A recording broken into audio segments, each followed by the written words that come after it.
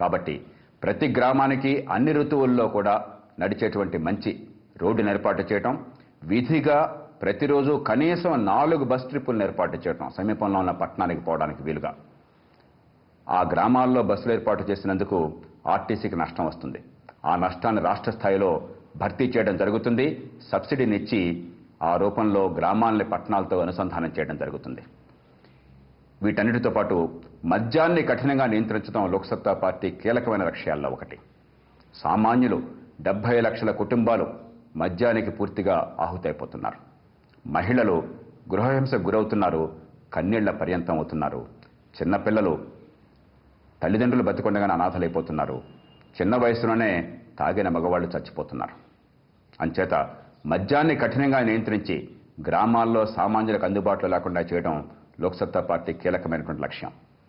ఈ మద్య నియంత్రణ చేసినప్పుడు కాపుసారా కానీ, గుడుంబ లేదా కల్తీ కళ్ళు కానీ వచ్చే ప్రమాదం ఉన్నది.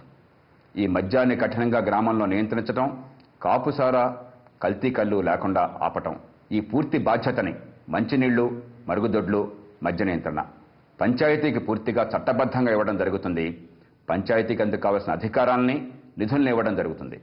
అయితే పంచాయతీ గనక ఈ బాధ్యతలను విస్మరించినట్టయితే ఆ పంచాయతీని రద్దు చేయడం జరుగుతుంది.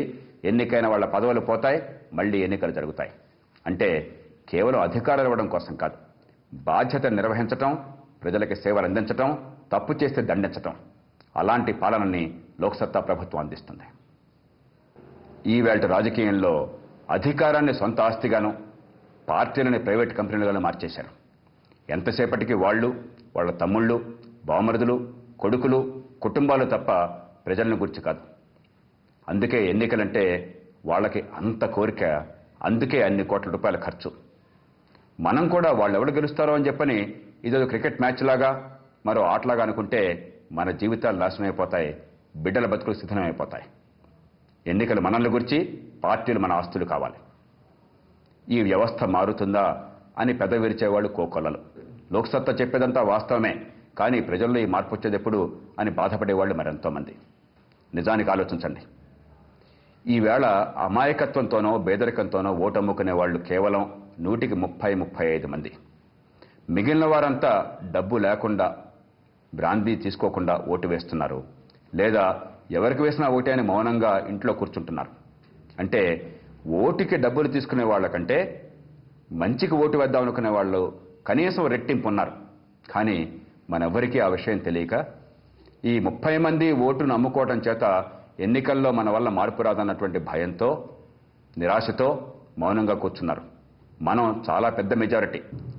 ఒక్కసారి మనసు చెప్పినట్టు విని ఓటు వేయండి, మీ బిడ్డల భవిష్యత్తు కోసం ఆలోచన చేయండి. ఈ వ్యవస్థ క్షణాల్లో మారిపోతుంది.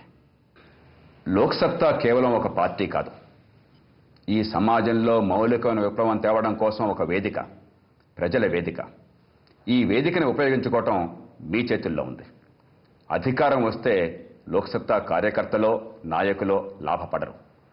ఇది ఎన్నికల్లో లోక్సత్తా తరపున పోటీ చేసే వాళ్ళ పిల్లల కోసం కాదు, మీ పిల్లల కోసం ఈ పోరాటం. ఈ పోరాటంలో విజయం మీ భవిష్యత్తుని, మనందరి భవిష్యత్తుని శాసిస్తుంది.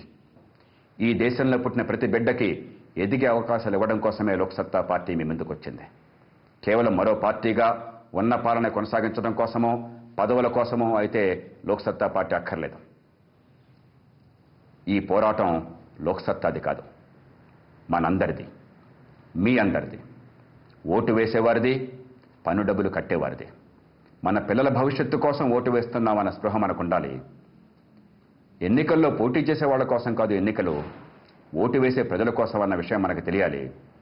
పన్ను డబ్బులు మనమన్న విషయం మనం గుర్తుంచుకోవాలి.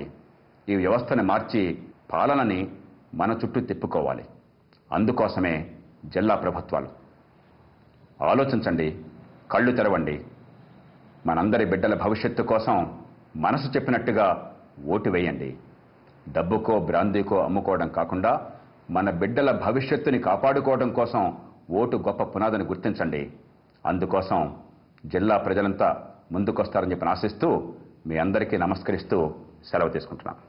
లోక్సత్తా లోక్సత్తా లోక్సత్తా పార్టీ వివక్ష లేని ప్రజారాజ్య నిర్మాణ లక్ష్యమే లోక్సత్తా లోక్సత్తా లోక్సత్తా లోక్సత్తా వివక్ష లేని ప్రజారాజ్య నిర్మాణ లక్ష్యమే లోక్సత్తా